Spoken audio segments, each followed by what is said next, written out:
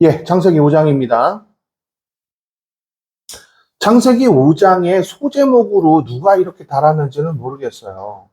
그런데 이 글을 읽어보면, 제목이 아니에요. 제목이 아니라고요. 왜요? 제목이 뭐라고 써져 있냐면 우리나라 성경에는 소제목이 아담에서 노아까지예요. 무슨 의미예요? 자, 일단은 저자의 의도를 너무 몰라요. 족보를 배치하는, 그 당시에 여러분 족보를 배치하는 이유가 뭐라 그랬죠? 기억나시는 분? 우리의 정체성 알게 하기 위해서. 또요? 예, 우리의 정체성이에요. 우리의 정체성. 또요? 어떠한 특정한 사실을 알리기 위해서예요. 근데 아담에서 노아까지라는 이 소제목이 맞아요? 안 맞죠? 자, 이거 제목 만약에 제가 해볼까요? 영원했던 인간의 삶이 불영원성이 되었다. 전 이렇게 표현하겠는데요. 불영원성이 뭐죠? 영원하지 않다고요. 영원했던 인간의 삶이 영원하지 않게 되었다. 여러분, 그게 제목이에요. 대전제는요. 왜 그랬을까요? 자, 이거 1절에 대전제를 쓰지 않았어요. 모세는요, 여러분, 이게 4장의 연속성으로 등장한 거예요. 자, 왜 4장의 연속성으로 등장하면서 3장을 배치시키고 2장을 배치시키는 내용이라는 걸 왜 모르고 여기다 이렇게 했을까? 전 이해가 되지는 않습니다. 성경 해석학자로서 이해가 되지 않아요. 근데 일단 한번 보자고요.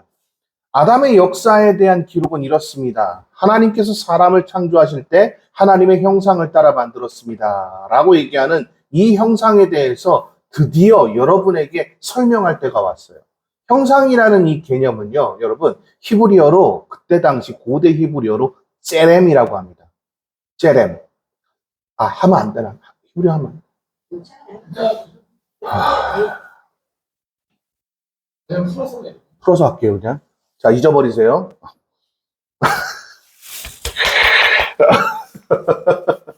자, 정말 쉽게 하려고 합니다. 제가 유튜브 하는 이유가 대학원에서 강의하듯이 하려고 하는 게 아닌데, 죄송합니다. 자, 예, 형상이라는 개념이요. 우리나라 문화로 형태를 가지고 있다라는 그런 전제 조건이 깔려 있는 게 아니에요. 이 형상이라고 번역할 수밖에 없었지만, 이 형상이라는 이 개념은 그림자라는 의미를 가지고 있어요. 여러분, 특정한 대상이 이렇게 움직였다고 생각해 보세요. 그럼 그림자도 똑같이 움직이죠.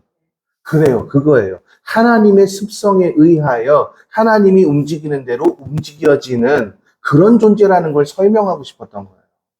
그러니까 지금 우리는 불순종하고 있는 거예요. 하나님께서 원하시는 삶이 따로 있는데 그 삶을 그대로 가지 못하고 있는, 마치 그림자가 나는 이렇게 하고 있는데 다른 걸 하고 있는 거예요. 막 이렇게 하고 있는 거죠. 그렇죠. 자, 아담이 그랬고요. 카인이 그랬고요. 그렇죠. 계속해서 여러분 라멕이라든지 그런 죄의 역사들을 다뤘잖아요. 그렇죠. 자, 다시 족보가 두 가지 왜 나온다고요? 우리의 정체성을 그래요. 두 번째 어떤 그래요. 어떤 특정한 사실을 알리기 위해서예요. 잊어버리지 마세요. 자, 하나님께서 그들을 남자와 여자로 만드셨습니다. 그들이 창조되던 날에 하나님께서 그들에게 복 주시고 그들의 이름을 사람이라 부르셨습니다. 사람이라 부르셨습니다. 라고 모세가 의도적으로 얘기한 건, 자, 고대 히브리어에서 아다마라는 개념, 어떻다 그랬죠? 하나님이 관계하지 않으면 아무것도 아니다. 라는 의미였죠. 그래서 여러분, 사람이라는 개념이 등장한 거예요. 근데 우리나라 말로 사람이라고 번역할 수밖에 없었던 거죠. 그러니까 깊은 의미가 있음에도 불구하고 이거를 해설하지 못하죠. 왜? 문법을 배우지를 못했어요. 대학원에서 특히 MDB에서 문법을 배워야 되거든요. 근데 문법을 안 배웠어요. 문장과 문장이 그리고 이 의미가 이 히브리 아무튼 이 히브리 어렵다 진짜 쉽게 설명하려니까 이 히브리 이 히브리어가 어떤 의미를 가지고 있는지 그런 것들을 몰랐단 말이죠. 그러니까 여러분 MDB 때 문법 훈련해야 돼요. 그래 놓고 저는 정말 부탁합니다. 목사가 MDB로 끝나면은요, 여러분 꽝입니다. 그 사람 운전기사나 해야 돼요. 진짜예요, 여러분. MDB는요, 목회학 자격증을 그냥 따는 사람이라고 생각하셔야 돼요. 여러분, 적어도 최소한 THM이나 박사과정 THD까지 해야 돼요. 제가 철학 박사 따라고 하지 않잖아요. 성경학, Theology, Divine, 이거 따라고 하는 거잖아요. 자, 봅시다. 그런데 지금부터 3절부터 하고 싶은 말이 아주 명확하게 등장해요, 모세가. 아담이 130세에 자기의 모양을 따라 자기 형상대로 아들을 낳고라는 이 형상대로라는 이 개념이 왜 등장했겠어요? 처음에 하나님께서 형상이라는 개념, 그림자야, 그림자. 그렇죠? 예, 그림자가 이렇게 움직이면 그대로 따라 움직여야 하는 우리는 그런 존재라는 거였죠. 불순종한 모습을 그대로 나타내기 위함이었다라고 B.S. 차일드, 성경 해석하기 아버지 B.S. 차일드가 그렇게 얘기했단 말이죠. 맞아요. 고고학을 알았기 때문에 B.S. 차일드가 고고학을 알았기 때문에 이걸 그렇게 해설할 수 있었어요. 왜? 문법을 완성할 수 있었거든요. 고대 히브리어를 알았기 때문에. 자, 그 다음 셋을 낳은 후, 그러니까 결국 여러분 3절에서 메시지는 아담이 130세에 자기의 모양을 따라라는 이 개념이 결국은 130세까지 아들을 안 낳았다는 얘기일까요? 그렇지 않아요. 하나의 족보를 소개하기 위해서 130세의 어떤 특정한 가보를 지금 설명하는 거라고 제가 지난번에도 설명했습니다. 그렇죠? 130세까지 아들 안 낳았다, 자식 안 낳았다. 이거 바보 같은 행동이에요. 성경을 모르니까 그러는 거예요. 그러니까 문법을 이해하라고요. 그런 얘기는 안 나와 있잖아요. 그런 얘기가 중요하지 않으니까 안 한 거예요. 여러분, 누구한테 얘기할 때 내가 하고 싶은 말을 하지, 막, 넋두리 하나요? 아니잖아요. 그렇죠. 자, 그 다음, 보세요. 그러니까 결론은 3절에서 형상대로 아들을 낳고 그 이름을 셋이라고 불렀습니다. 라고 얘기한다는 것은요, 원래의 의미, 본래의 사람이라는 개념을 다시 찾고 싶어 했던 아담의 모습을 엿보이기도 하지만 또한 반대로 하나님께 불순종한 인간의 계보를 안타깝게 그려내고 있는 문법 형태라는 거예요. 이해되셨죠? 자, B.S. 차일드 성경 해석하기 아버지 기억하십시오. 예, 그 다음. 셋을 낳은 후 아담은 800년을 더 살면서 다른 자녀들을 낳았습니다. 자, 800년 동안 자녀를 얼마나 많이 낳았겠어요? 그쵸? 예. 근데 그 얘기 하요? 아니요. 안 해요. 중요한 건 거기에 맞춰져 있지 않다는 얘기예요. 나 지금부터 어떤 이야기 할 건데 그 이야기 한번 잘 들어봐. 이거거든요. 뭔가를 말하고 싶은 거예요. 모세가 이 족보를 통해서. 자, 뭘 말하는지 한번 봅시다. 아담은 모두 930년을 살다가 어떻게 했다고요? 죽었습니다. 이 얘기 왜 했을까요? 아까 제가 제목 뭐라 그랬죠? 불영원성을 얻게 된 사람이요. 1000년을 살지 못했다. 천이라는 개념이 그때 당시에 무슨 개념이었어요? 영원하다는 개념이었죠. 인간의 삶이 영원하지 못하게 되었다는 것을 설명하고 싶었던 거예요. 뭘 통해서? 따라해보세요. 족보. 네, 족보요. 다음. 셋은 105세에 에노스를 낳았습니다. 에노스를 낳은 후 807년을 더 살면서 다른 자녀들을 낳았습니다. 셋도 지금 어때요? 900년 넘게 살았지만 1000년을 살지 못했죠? 그러니까 문법을 알아야 돼요. 저자가 말하고자 하는 것을 이해하려면 행과 간, 단락과 단락, 맥락과 맥락 알아야 된다고요. 근데 MDB 때 이걸 훈련을 시키나? 그냥 하기 따기 바쁘죠. 그래서 제가 THM, THD를 하라는 거예요. 지금 제 제자들 다 박사 따고 나서도 저한테 과외 받는 이유가 뭐겠어요? 자, 또 봅시다. 에노스는 90세에 게나를 낳았습니다. 그러니까 90세까지 아들을 안 낳다가 아들을 낳았습니다. 이런 얘기일까요? 분명히 아니라 그랬어요. 뭔가 얘기하고 싶은 것만 얘기하는 거예요. 그죠? 게나는 815년을 더 살면서 다른 자녀들을 낳았습니다. 에노스는 모두 905년을 살다가 죽었습니다. 자, 1000년이 됐어요? 자, 게나는 70세에 마할랄렐을 낳았습니다. 마할랄렐 낳은 후 840년을 더 살았네요. 900년은 넘게 살았는데 어떻게 됐다고요? 1000년을 못 살았네요. 불영원성에 대해서 설명하는 게 필요했기 때문에 모세는 족보를 이용한 거예요. 됐나요? 근데 이거 왜 모르냐고요. 모르는 것도 모르는 거지만, 아이, 제가 이러면 또 대한민국 교회를 또 제가 또 싸잡아서 혼내는 꼴이 되니까 넘어갑시다. 게나는 모두 910년을 살다가 죽었습니다. 마할랄렐은 65세에 야렛을 낳았습니다. 65세에 여러분 야렛을 낳았다 그래가지고 여러분 지금 알다시피 아들을 못 낳았다 그때까지 이런 얘기 아니라고요. 아셨죠? 자, 야렛을 낳은 후 830년을 더 살다가 다른 자녀들을 낳았습니다. 마할랄렐은 895년을 살다가 죽었어요. 자, 1000년을 못 살았네요.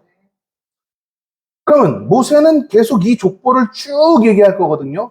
영원하지 못한 불영원성에 대해서 계속 얘기할 거거든요. 왜 그랬을까? 우리 이것을 생각해 보자는 거예요. 하나님은 떠난 삶이 바로 이렇다는 것을 저자가 말하고 싶었어요. 그러니까 여러분, 영원히 여러분이 살 수 있는 유일한 방법은 뭐예요? 예수 그리스도를 온전하게 믿고 하나님의 나라를 확장하는 그런 귀한 믿음으로 여러분 사셔야 하는 거예요. 여러분 다 천국에 확신이 있으십니까? 그래, 여러분 다 천국 가요. 그러니까 이제 여러분은 불영원성이 아니라 영원성이 된 거예요. 여기까지 이해되셨죠? 에녹을 낳은 후 800년을 더 살면서 다른 자녀를 낳았습니다. 야렛은 모두 962년을 살다가 죽었습니다. 에녹은 65세에 무두셀라를 낳았습니다. 무두셀라를 낳은 후 300년 동안 하나님과 동행하며 다른 자녀들을 낳았습니다. 봐요. 제가 지금 여러분 성경을 읽을 때 어디에 액센트가 있는지 느껴지세요? 문법을 공부한 사람들은요, 문법을 아는 사람들은 어디에다 액센트가 들어가는지를 알아요. 자, 또 봅시다.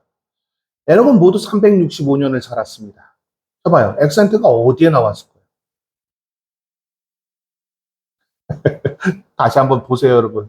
에녹은 하나님과 동행하다가 세상에서 사라졌는데 하나님께서 그를 데려가셨기 때문입니다. 자, 제가 액센트 어디다 넣었어요? 꼭 여러분 유튜브 확인하세요. 무두셀라를 187세에 라멕을 낳았습니다. 라멕을 낳은 후 781년을 더 살다가 다른 자녀들을 낳았습니다. 무두셀라는 모두 969년을 살다가 죽었습니다. 라멕은 182세에 아들을 낳았습니다. 그는 아들의 이름을 노아라 부르면서 야훼께서 저주하신 땅으로 인해 우리가 겪는 일과 우리의 손의 수고로움으로부터 이 아들이 우리를 위로할 것이다 라고 말했습니다. 이걸 또 예언이라고 가르쳤어요. 여러분 최고의 천사죠. 노아를 낳게 하신 하나님을 통한, 그래서 이 노아를 통해서 하나님께서 어떻게 역사하실지 기대하는 모습으로 천사를 보낸 거죠. BS 차일드가 모세오경을 읽을 때 주의할 점이라고 하면서 했던 가장 커다란 핵심이 뭔지 아세요? 예언도 아닌데 예언처럼 해석하지 말라요. 다시 뭐라고요? 예언도 아닌데 예언처럼 해석하지 말라. 너무 많잖아요, 여러분. 레위기 맨날 성막 강의하는 사람들 보면 알레고리를 막 풀잖아요. 그래서 막 예언을 예수 그리스도가 모형이다고 그러고 막 계속 하잖아요. 여러분, 그거 성막론 그거 굉장히 위험한 거예요. 여러분, 진짜 청교도나 진짜 프로테스탄트에서는 그런 거 하지 않아요. 자, 또 봅시다. 그는 노아를 낳은 후 라멕은 595년을 살면서 다른 자녀들을 낳았습니다. 라멕은 모두 777년을 살다가 어떻게 됐다고요? 죽었습니다. 제가 누구라고 송파 모교회에 돌아가신 그분께서 777년을 살다 죽었습니다. 여러분, 노아를 준비하는 그 모습 777, 여러분 완전수입니다. 이렇게 설교했거든요. 그분 정말 가장 커다란 위험한 이단이었어요. 이런 설교 그 사람만 한 거 아니에요. 제가 아는 부흥사들 꽤 여럿 있어요. 근데 제가 송파 모교회를 꼭 지칭하는 이유가 뭘까요? 정말 위험한 사람이었거든요. 자, 32절 같이 읽고 마치겠습니다. 시작. 노아는 500세가 넘어 셈, 함, 야벳을 낳았습니다. 그럼 500세가 넘기까지 누가 아들을 안 낳았다는 얘기예요? 지금 그 얘기가 없어요. 함부로 추측도 하지 말라는 거예요. 본문에 충실해야죠, 우리는. 그냥 500세가 넘어서 셈과 함과 야벳을 낳았다. 이 얘기 왜 했을까? 거기에 추측을 하고 거기에 맞춰야죠. 다음 장을 준비하기 위함입니다. 맨 마지막. 자, 질문 있으십니까?